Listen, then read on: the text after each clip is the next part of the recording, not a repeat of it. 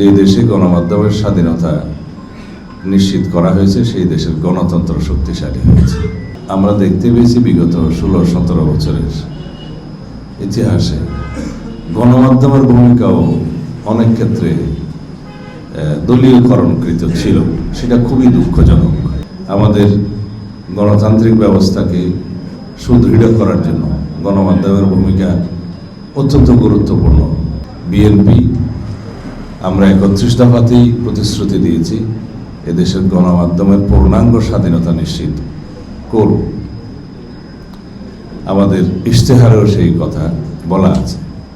গণমাধ্যমের জন্য আলাদা সংস্কার কমিশন করে সে সমস্ত রিপোর্টের ভিত্তিতে আমরা প্রয়োজনীয় ব্যবস্থা নেওয়ার অঙ্গীকার করেছি।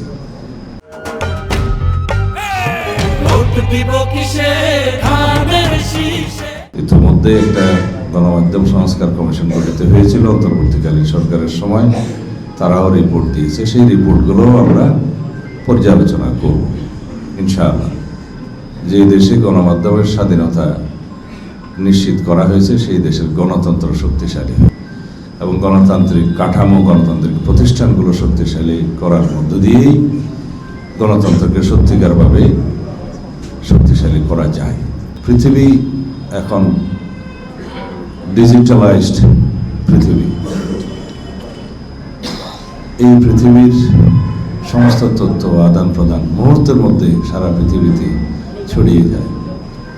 সুতরাং আমাদেরকে অত্যন্ত সাবধানতার সাথে কাজ করতে হবে যাতে করে আমরা দেশের সম্মান সারা বিশ্বে সমুন্নত রাখতে পারি।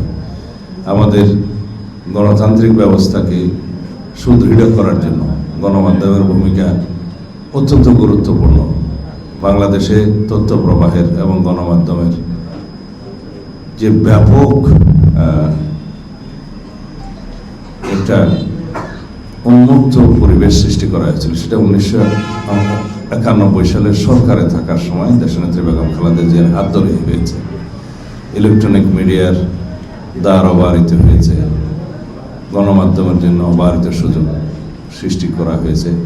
তারপরে ধীরে ধীরে এই গণমাধ্যম বিকশিত হতে শুরু করে।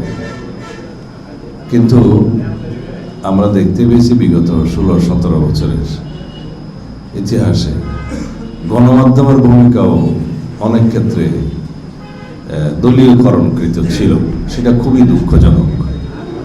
যার কারণে আমাদের গণতান্ত্রিক ব্যবস্থা হোঁচট খেয়েছে।